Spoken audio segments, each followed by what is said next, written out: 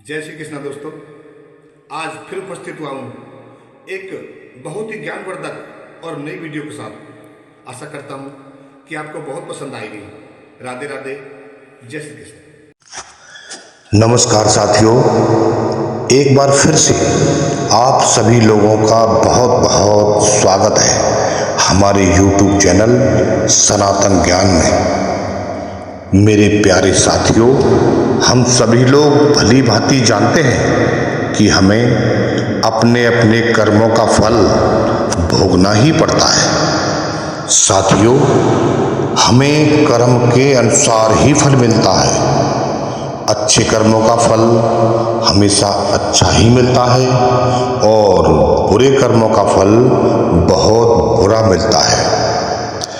आज के इस ज्ञानवर्धक प्रसंग में हम जानेंगे दोस्तों कि कौन से कर्म करने पर हमें मनुष्य का जीवन प्राप्त होता है। साथियों, भगवान कृष्ण ने कहा है कि जो भी मनुष्य इस पृथ्वी पर जन्म लेता है उसे एक ना एक दिन मरना ही होता है। वो एक ना एक दिन मृत्यु को जरूर प्राप्त होता है। ये बहुत ही कठोर सत्य है साथियों, जिसे कोई चाह कर भी झुठला नहीं सकता। कोई इंसान कितना ही बुरा हो या कितना ही भला, इससे कोई बच नहीं सकता। वो चाहे कितना भी गरीब हो या फिर कितना भी अमीर, मरना एक दिन सभी को होता है। हालांकि ऐसा माना जाता है कि मृत्यु के बाद पुनः जन्म होता है। जैसे दिन के बाद रात होती है और रात के बाद फिर एक नया सवेरा होता है, उसी प्रकार गरुड़ पुराण के अनुसार हर आत्मा जन्म लेती ही है। कहने का तात्पर्य ये है कि मृत्यु के बाद हर आत्मा पुनः जन्म लेती है साथियों। लेकिन गरुड़ पुराण में ये भी साफ साफ लिखा है दोस्तों, लेकिन गरुड़ पुराण में ये भी साफ साफ लिखा है साथियों कि मृत्यु के बाद दोबारा जीव को किस योनि में जन्म प्राप्त होगा, किस योनि का शरीर उसको मिलेगा, वो उसके पूर्व जन्म के कर्मों के अनुसार ही तय होता है मित्रों। उसने पिछले जन्म में कैसे कर्म किए हैं, कितना पाप किया है और कितना पुण्य, उसी के अनुसार ये सब निर्धारित होता है साथियों कि मृत्यु के बाद जब अगला जन्म होगा तो उस आत्मा को किस योनि में जन्म लेना होगा, उसे कैसा शरीर प्राप्त होगा। उसका जन्म कीड़े मकोड़े, कोई पशु पक्षी या कोई जानवर या फिर मनुष्य का रूप में उसका जन्म होगा साथियों। ये सब पूर्व जन्म के कर्मों के अनुसार ही तय होता है। मेरे प्यारे दर्शकों, क्या आप ये जानते हैं कि ऐसे कौन से कर्म हैं जिनको करने से पुनः आपको मनुष्य का जन्म मिलेगा? क्या इस योनि में दोबारा जन्म लेने का सौभाग्य प्राप्त होगा? मेरे प्यारे साथियों, इसके बारे में आप नहीं जानते हैं तो इस ज्ञानवर्धक वीडियो में आप लोग अंत तक बने रहना और इस वीडियो के एक एक एक शब्द को बड़े ही ध्यान से और मन से सुनना साथियों, तभी आपको इसका संपूर्ण ज्ञान मिल पाएगा साथियों, और तभी आपको उसका लाभ भी मिल पाएगा, क्योंकि आधा अधूरा ज्ञान हमेशा परेशानी में डाल देता है साथियों। इसलिए ज्ञान पूरा लेना ही चाहिए। आज हम आपको गरुड़ पुराण के अनुसार ये बताने वाले हैं कि कौन से कर्म करने से दोबारा मनुष्य योनि में आत्मा जन्म लेती है और ये मनुष्य का शरीर धारण करती है। दोस्तों, गरुड़ पुराण में ये बताया है कि कर्म अच्छे और बुरे दो प्रकार के होते हैं और कर्म के अनुसार ही जीवों को नया जन्म प्राप्त होता है। इसलिए मनुष्य का अधिकार कर्म करने का है और उसका फल देने का अधिकार परमात्मा को। मित्रों, इसके अलावा गरुड़ पुराण में ये भी बताया गया है कि इस जन्म में आपको मनुष्य योनि मिली है, यानी मानव का शरीर मिला है, तो अगले जन्म में आपको मनुष्य का शरीर मिलेगा या नहीं, ये बिल्कुल भी तय नहीं है। गरुड़ पुराण के अनुसार जो लोग अपने जीवन में पाप कर्मों से बचते हैं और अच्छे कर्म करते हैं और परोपकार करते हैं, सिर्फ उनको ही मनुष्य का शरीर पुनः प्राप्त होता है साथियों।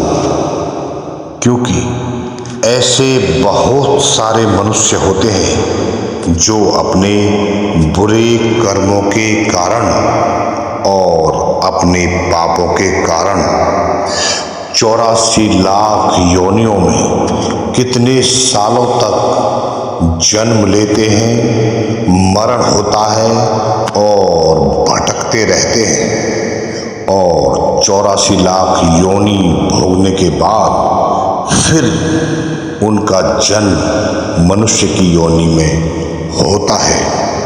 उन्हें ये मानव का शरीर मिलता है। प्यारे साथियों, कर्म 3 प्रकार के होते हैं। पहला होता है संचित कर्म। पूर्व कर्मों का जो ढेर है वो संचित कर्म कहलाता है। उन्हीं संचित कर्मों के आधार पर जो शरीर प्राप्त हुआ है। नंबर 2, वर्तमान में जो कर्म आप कर रहे हैं वो है त्रियमान कर्म। आपके कर्मों के संचय में से थोड़े से कर्म लेकर के इस शरीर की प्राप्ति हुई है और बाकी आपके संचित कर्म जो हैं संस्कार के रूप में पड़े हैं साथियों। इन्हीं कर्मों के आधार पर अगले जन्म का निर्धारण होता है।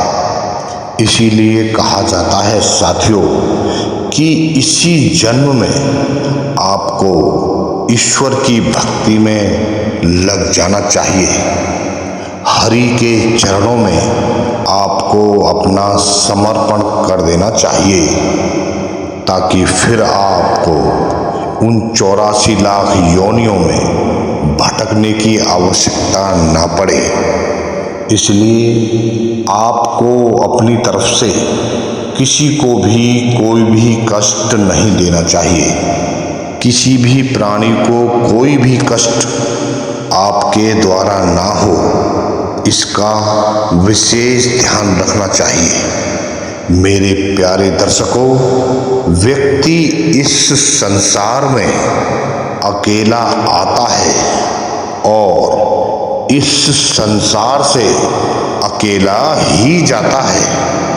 कोई भी प्राणी उसके साथ नहीं जाता। मृत्यु के बाद उसने अपने जीवन में कितने पाप किए हैं और कितने पुण्य, इसी से निर्धारित होता है कि अगला जन्म उसे किस योनि में प्राप्त होगा। महर्षि वाल्मीकि आदि ग्रंथ रामायण में ये बतलाते हैं साथियों कि माता पिता और गुरु आचार्य और ज्ञानी पंडित का कभी भी तिरस्कार नहीं करना चाहिए, कभी भी अपमान नहीं करना चाहिए और ना ही अपने मन में इन लोगों के लिए कभी गलत विचार लाने चाहिए। और जो भी मनुष्य ऐसा करता है उसे घोर पाप लगता है और ऐसे लोगों को नरक में अपने पापों का भुगतान करना ही पड़ता है। नरक में कष्ट भोगने ही पड़ते हैं, चाहे वो कितने भी अच्छे कर्म कर ले, कितने ही पुण्य कर ले, लेकिन इस कर्म को, इस कर्म के पाप को कोई भी पुण्य नहीं मिटा सकता और इसका फल भोगना ही पड़ता है। साथियों, जो व्यक्ति हमेशा दूसरों के हित के बारे में सोचता है और भला ही सोचता है और पशु पक्षियों से प्रेम करता है और पशु पक्षियों के ऊपर दया करता है, जरूरतमंद और गरीबों की मदद करता है और बिना किसी लालच के अपने द्वारा किए गए संचित धन का उपयोग धार्मिक कार्यों में करता है, तो ऐसे मनुष्य का अगला जन्म मानव योनि में ही होना तय होता है साथियों। और इसके अलावा गरुड़ पुराण में साफ साफ ये भी बताया गया है कि जो मनुष्य अपनी मृत्यु के एकदम अंतिम समय में जो विचार अपने मन में रखता है, वो अपने आखिरी समय में, आखिरी क्षण में जिस चीज के बारे में सोचता है और उसी चीज के बारे में सोचते सोचते अपने प्राण त्यागता है, तो उसको अगला जन्म उसी के अनुसार मिलता है। मान लीजिए कि कोई भी पुरुष अपने अंतिम समय में किसी स्त्री को त्याग करते हुए अपने प्राण त्यागता है, तो उसका जन्म भी एक महिला के रूप में ही होता है।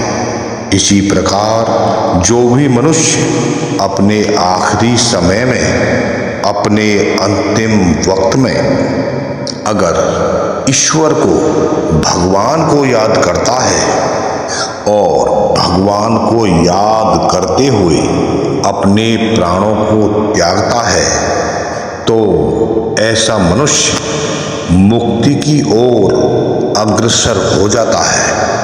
अर्थात मृत्यु के आखिरी क्षण के जो विचार होते हैं, इंसान को मरने के बाद किस योनि में जाना है, आपके अंतिम विचार ही निर्धारित करते हैं। इसलिए हमारे धर्मशास्त्रों में ये बताया गया है कि मृत्यु के आखिरी क्षणों में हमेशा राम नाम का जप करना चाहिए। मेरे प्यारे मित्रों, मैं आखिर में आपको यही कहना चाहूँगा कि अपने इस जीवन में हर मनुष्य को अच्छे कर्म करने चाहिए, पुण्य कर्म करने चाहिए और उसे इस बात का हमेशा ध्यान रखना चाहिए कि उसके किसी भी व्यवहार से, उसकी किसी भी बात से या उसके किसी भी कर्म से किसी भी दूसरे जीव को कष्ट न पहुँचे, तकलीफ न पहुँचे। आपको मनुष्य के साथ साथ जो बेजुबान जानवर हैं, जैसे पशु पक्षी हैं, इनसे भी प्यार करना चाहिए। आपको इस बात का ध्यान रखना चाहिए, कभी भी किसी पशु को, किसी जानवर को आपसे कोई कष्ट ना हो सके तो उन्हें खाना, चारा, दाना, पानी देना चाहिए। और जब भी सेवा करें तो निस्वार्थ भाव से करनी चाहिए। जब भी कोई अच्छा कर्म करें तो मन में किसी प्रकार का कोई भी लालच नहीं होना चाहिए। माता, पिता, गुरु और आचार्य जनों का सम्मान करना चाहिए। भूल करके भी उनका अनादर कभी नहीं करना चाहिए। आप इन सभी बातों को ध्यान में रखेंगे तो आपका पुण्य कर्म बहुत ही मजबूत हो जाएगा और आपको 84 लाख योनियों में भटकने की जरूरत नहीं पड़ेगी और आपको अगला जन्म भी मनुष्य योनि में मिलेगा। तो साथियों, आज के लिए बस इतना ही। इस वीडियो में हमने साफ साफ बता दिया है साथियों कि हमें मनुष्य का पुनः जन्म कैसे मिल सकता है। तो साथियों, जाते जाते आपसे एक छोटा सा निवेदन है कि इस वीडियो को एक लाइक जरूर दे दीजिएगा और जाते जाते चैनल को सब्सक्राइब जरूर कर लें, ताकि हमारी आने वाली ऐसी ही ज्ञानवर्धक वीडियो आपके पास तक सबसे पहले पहुंच सके। और कमेंट में जय श्री कृष्ण लिख करके अपने मन की बात लिखना ना भूलें साथियों। और हमसे जुड़ने के लिए हमारी इस वीडियो को सब्सक्राइब जरूर कर लें और अपने यार दोस्तों को भी इस वीडियो को शेयर जरूर करें, ताकि उन्हें भी इसका लाभ मिल सके। वीडियो देखने और सुनने के लिए आप सभी लोगों का बहुत बहुत आभार साथियों। जय श्री कृष्ण।